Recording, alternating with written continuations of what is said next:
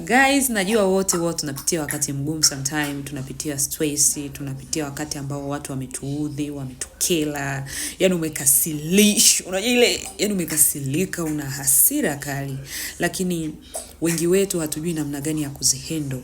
How do you handle yourself ukiwa na hasira kali? Wamekukasirisha kweli, yani una haki ya kukasirika. Je, unafanyaje to calm yourself down? Huwa unafanyaje? Tuna maamuzi tofauti. Kuna watu kupitia hasira wanasababisha mauaji.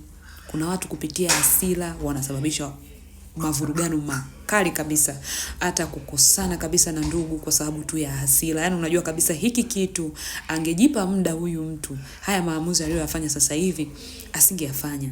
Je, tunafanyaje control ourselves pale tunapokuwa na hasira? Wewe huwa unafanya nini pale wanapokukera? Kwa sababu ninaamini lazima kwenye haya maisha, as long as unaishi, kuna muda unafika hasira zinafika hapa.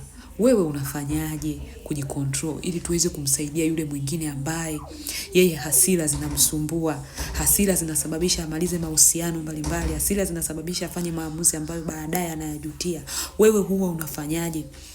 Naomba sehemu ya comment useme huwa unafanya nini to calm yourself down, ili kufanya uwe sawa, yani ili utulie, kwa sababu tunajua hasira ya mwanadamu tunashauriwa isipitilize jua lisizame, bado yule mtu ana hasira. Je, wewe huwa unafanyaje mpaka jua, yani kasiku kakapita, ule muda ukapita? Huwa unafanyaje to calm down bila kufanya maamuzi ambayo ni mabaya? As for me, nikiwa na hasira, nikiwa stressed up, yani nikiwa nimekasirika, nimepanic, kitu kikubwa ambacho nakifanya kwa sasa hivi na ambacho kinanisaidia sana sana sana sana sana sana, ninajitahidi sana kutokuamua chochote kwa wakati ule. Yani taendelea kulalamika, kuumia ndani ya moyo, lakini I won't decide anything. Yani huwa sifanyi maamuzi nikiwa na hasira.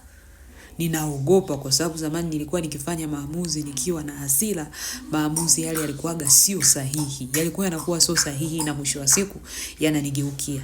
Yani yananigeukia. Ushakukosewa alafu umepanic na hasira yako, umeenda baadaye wewe uliyekosewa ndio unaanza kuomba msamaha. Hayo ndio mambo ambayo yalikuwa kinitokea, lakini baadaye nikajua okay, ni kwa sababu nina act wakati bado nina hasira. Tukiwa na hasira kuna namna tunaona ambayo sio sawa. Kwa hiyo mimi najipa muda. Na siku hizi najipa muda haswa. Na kitendo cha mimi kujipa muda kimekuwa kikinisaidia. Kuna baadhi ya changamoto zinakuaga zinaji-offset zenyewe kabla hata sijafanya chochote. Mimi ninajikaza, na wakati nimejikaza huwa nasikiliza, naenda kwenye YouTube, naweza nikasikiliza either mahubiri au nikasikiliza wanasaikolojia wanafundisha, au nikasikiliza any motivation things. We need motivation people, we need motivational speakers, we need them. Kwa sababu sometimes tunahitaji maneno yao ya faraja ili kupata amani, ili kurudi kwenye mstari. We need those people. Watu wanapenda kutania motivation speakers, we need them kwenye jamii, kwa sababu jamii ina maumivu mengi sana.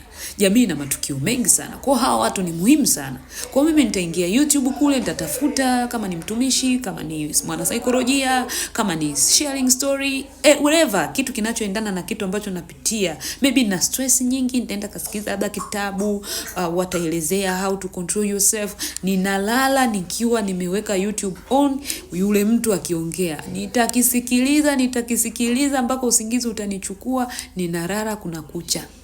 Kadri siku zinazozidi kwenda mbele, hasira inazidi kupungua, na mwisho wa siku lile swala nakuja kuliona jepesi kwa sababu nimejipa muda. Kwa hiyo siamui nikiwa na hasira. Yani sasa hivi nimejifunza kutokuamua nikiwa na hasira, na naweza nikalalamika kwa seko yangu, kwa sababu I have my seko ambao na share nao hata yale magumu ninayoyapitia. The people that I trust. You need to have a seko ambao unaiamini, kwamba kama kuna kitu kinaniumiza nina share. Nikiongea for me napata auheni. Lakini kwa mtu ambaye ninamwamini, kwa mtu ambaye najua sio judgmental, atanishauri honest, anajua kabisa saizi I'm venting out. Kuna muda na vent out mpaka naambia, jamani umevent out sana. Yaani kuna muda najijua kabisa naongea na nasikilizwa, kwa sababu nayatoa ya moyoni.